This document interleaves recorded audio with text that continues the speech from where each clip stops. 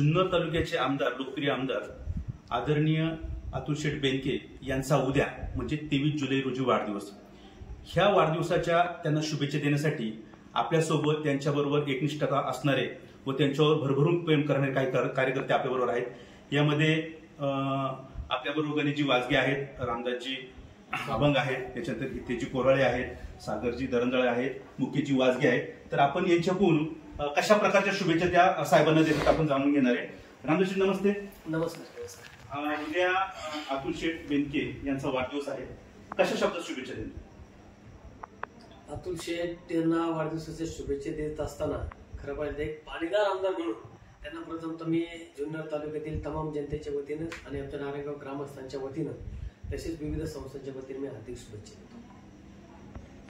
अतुल शेठचं काम, अतुल शेठचं कार्य या सगळ्या जर गोष्टीचा जर अभ्यास केला तर आजपर्यंतच्या कार्यकाळामध्ये जसं वल्लभ शेठ बेनके साहेबांनी जे काम केलंय माझं तर म्हणणं त्याच्यापेक्षा एक पाऊल जर पुढे गेलो आणि जर आपण म्हटलं तर तशा पद्धतीने काम केलं तर ते वावगं ठरणार नाही. जुन्नर तालुक्यामध्ये 5 धरणं झाली.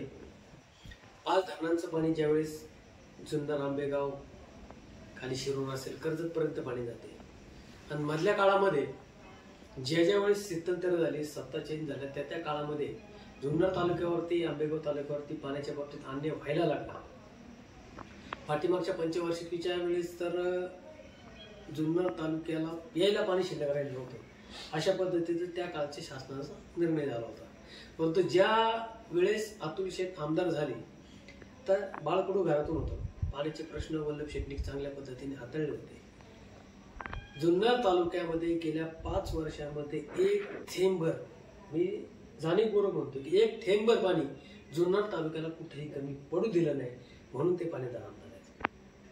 दुसरी गोष्ट, जुन्नर तालुक्यात 2 नद्या आहेत, मीना नदी आहे, कोकणी नदी आहे. त्याच्यावरती केटीवरची बंधारे होते. धरणाच्या खालचंच एक लाभ क्षेत्र आहे. त्या केटीवरच्या बंधाऱ्याचं पाणी सुद्धा बंद करण्याचा पाठीमागच्या शासनाने निर्णय घेतला होता आणि ते केटीवर पाण्याची भरायची नाही अशा पद्धतीचा जी आला होता.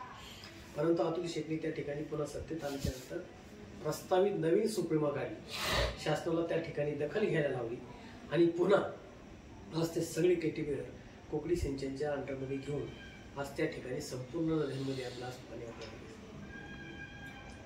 आता हे 1-2 महिन्याच्या कालावधीमध्ये आणि पठारावरती पाण्याचा फार मोठा प्रश्न वर्षानुवर्ष त्या ठिकाणी बिकट आहे. कारण तो भागच त्या पद्धतीचा तेवढा उंच आहे, आपला इकडचा भाग खाली आहे. परंतु ज्या वेळेस त्या लोकांवरती संकट आलं त्यावेळेस प्रत्येक वेळी आपल्या तालुक्याचे आमदार अतुल शेठ त्या ठिकाणी धावून गेले. आणि मध्यंतरीच्या काळामध्ये ज्यावेळेस अजितदादांचं लोकसभेच्या इलेक्शनच्या दरम्यान ज्यावेळेस इकडे येणं झालं तर संपूर्ण आणि पठारावरची लोक अतुल शेठकडे आली. त्यांनी दादांबरोबर चर्चा घडून दिली आणि आत्ताच्या परवा दिवशीच्या DPTC मीटिंगमध्ये जवळजवळ 46 लाख रुपयाचा DPR त्या ठिकाणी मंजूर केला. आणि त्या भागाचं सगळ्या जमिनीचं सर्वेक्षण, त्या ठिकाणी किती जमीन आहे, किती क्षेत्र ओलिता खाली आलं पाहिजे, त्याला कशा पद्धतीने तिथपर्यंत पाणी देता येईल, अशा पद्धतीचा DPR करण्यासाठी अजितदादांनी 46 लाख रुपयाचा निधी मंजूर केलेला आहे.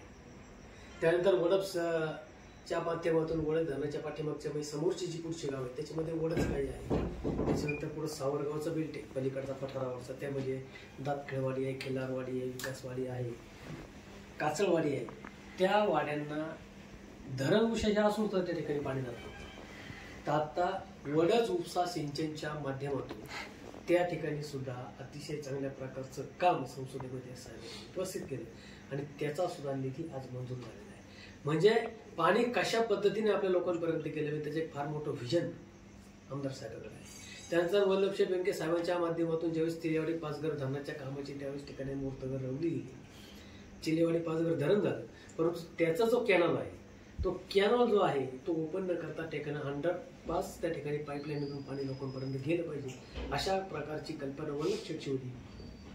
ती आज अतुल शेठनी आज त्या ठिकाणी 100 कोटी रुपयाचा निधी मंजूर करून आज जवळजवळ नाही म्हटलं तर 70-80% काम त्या पाईपलाईनचं पूर्ण झालेलं आहे.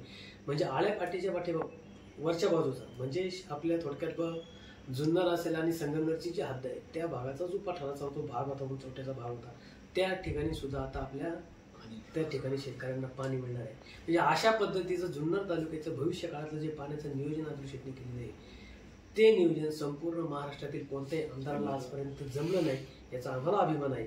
म्हणून या पाणीदार आमदाराला मी जुन्नर तालुक्यातील तमाम जनतेच्या वतीनं, आमच्या नारायणगाव ग्रामस्थांच्या वतीनं आणि गावातील तमाम सर्व ज्या काही संस्था आहेत त्या संस्थांच्या वतीने मी शुभेच्छा देतो. रामदास अभंग साहेबांनी आमदार साहेबांना पाणीदार आमदार म्हणून संबोधलं आहे. पाणीदार आमदार म्हणून त्यांची कार्यपद्धती सांगितलेली आहे, तालुक्यात त्यांनी कशा प्रकारे काम केलेले आहे. आता आपल्या बरोबर गणेश वाजगे आहेत. गणेश वाजगे साहेब, आपण काय शुभेच्छा द्याल साहेबांना? नमस्कार साहेब.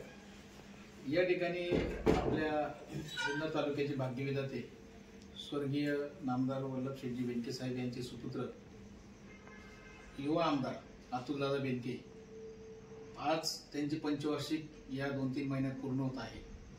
त्यांच्या कामाचा जर आलेख पाहिला तर नक्कीच तो आपल्याला 100% चढता आपल्याला दिसत आहे. कोरोनाची जर 2 वर्ष गेली तर सातत्याने आमदार साहेबांनी विकासाच्या माध्यमातून आपल्या तालुक्यात गंगा आणली. विकास पुरुष म्हणून आपल्याला त्यांना जर संबोधलं तर खरंच एक चांगल्या प्रकारची युवा आमदाराची त्यांच्या दृष्टीने पहिलीच पंचवार्षिक असताना सुद्धा एवढी चांगली कामे आपल्या जुन्नर तालुक्यात या ठिकाणी आपल्याला पाहावयास मिळत आहे. वेगवेगळ्या डेप्युटीसीच्या माध्यमातून असेल, त्याचप्रमाणे वेगवेगळे आमदार निधी असेल, या सर्वच याच्यातून आमदार साहेबांनी त्यांचा तालुक्यात ठसा उमटवला. त्याचप्रमाणे सामाजिक क्षेत्रात त्यांच्या कुटुंबाने असेल, परिवाराने असेल काम करत असताना आज ज्ञानदासारखं शिक्षण मंडळ त्यांच्या साहेबांच्या मार्गदर्शनाखाली त्यांनी त्या ठिकाणी त्याचा कारभार पाहत आहे. सर्वच कुटुंब त्यांच्या घरातून जी काही मदत लागेल त्या गरीब विद्यार्थ्यांना आज तालुक्यामध्ये ती मुलं शिकत आहे. त्या शैक्षणिक वारसा त्यांनी घेऊन चांगल्या प्रकारचं सामाजिक काम या ठिकाणी स्वतःच्या संस्थेला सुद्धा करून, त्याचप्रमाणे जिल्हा परिषद शाळेसारख्या त्या ठिकाणी तालुक्यातील विद्यार्थ्यांना सगळ्यात पहिली बेंच वाटपची संकल्पना बेनके साहेबांनी राबवली. त्याचंच अनुकरण करून अतुल शेठनी सातत्याने त्यांच्या वाढदिवसाला मग वह्या वाटप असेल, त्या ठिकाणी गणवेश वाटप असेल, हे सातत्याने करीत आले. की साहेबांची शिकवणच होती की आपण लोकांमध्ये जाऊन, जनतेमध्ये जाऊन आपल्या वाढदिवसाच्या निमित्ताने आरोग्य, शिक्षण याच्यावर जास्त भर देऊन त्या ठिकाणी आपण काम करायचं. त्यामुळे आम्ही सुद्धा कार्यकर्ते आमच्या विभागामध्ये कोणाचाही वाढदिवस जरी असला मित्रमंडळीचा, तरी त्या ठिकाणी आम्ही शालेय जे संस्था आहे त्यामध्ये मग आपल्या नारायणगावातले जे जिल्हा परिषद शाळा असेल त्या ठिकाणी जाऊन आम्ही वह्या वाटप असेल, त्या ठिकाणी त्यांना गणवेश वाटप असेल, खाऊ वाटप असेल, या सर्व कामं आज त्यांच्या मार्गदर्शनाखाली करत आहोत. त्याचप्रमाणे साहेबांनी जी सहकाराची मुहूर्तमेढ लावली ती आज आमदार साहेब असेल, त्यांच्याबरोबर युवा नेते अमितजी बेनके साहेब असेल, त्यांच्या मार्गदर्शनाखाली तालुक्यामध्ये आमदार साहेबांच्या सहकार्याने ज्या काही अडचणी आम्हाला सहकार क्षेत्रात देतात. मी सुद्धा एका संस्थेत त्या ठिकाणी चेअरमन म्हणून काम करत आहे. पण त्यांचा मी जवळून अभ्यास पाहिला की जी गरज लागली कुठल्याही संस्थेतल्या माणसाला, आपल्याला आमदार साहेबांची जर गरज लागली तर स्वतः आमदार साहेब त्या ठिकाणी अधिकाऱ्यांशी बोलून मंत्रालयात जे आम्हाला मध्ये प्रश्न जाणवले, भेडसावली, ते स्वतः आम्ही त्या ठिकाणी जाऊन आमच्या फेडरेशनचे अध्यक्ष काकासाहेब कोटे यांना घेऊन सातत्याने त्या ठिकाणी त्यांनी ती सगळे प्रश्न जे त्यांच्या कक्षेत होते ते सगळे त्यांनी मार्ग लावले. 150 ते 250 संस्था तालुक्यात चांगल्या प्रकारच्या पतसंस्था काम करतात. आज चांगल्या प्रकारचा कारभार या ठिकाणी तालुक्यात आहे. कुठल्याही प्रकारचं गरज लागली तर तत्काळ ही मंडळी सगळी उभे असतात. त्याचप्रमाणे शैक्षणिक झालं, या ठिकाणी सहकार झालं आणि नवीनच आता खेळाच्या याच्यात जर पाहिलं तर कबड्डीच्या क्रीडा क्षेत्राच्या माध्यमातून आज ते महाराष्ट्र राज्य असोसिएशनच्या कबड्डीच्या अध्यक्षपदी त्यांची नुकतीच या ठिकाणी अजितदादांच्या मार्गदर्शनाखाली नियुक्ती झाली. त्यांनाही मी या ठिकाणी आमच्या नारायणगाव ग्रामस्थांच्या वतीने हार्दिक अभिनंदन करतो.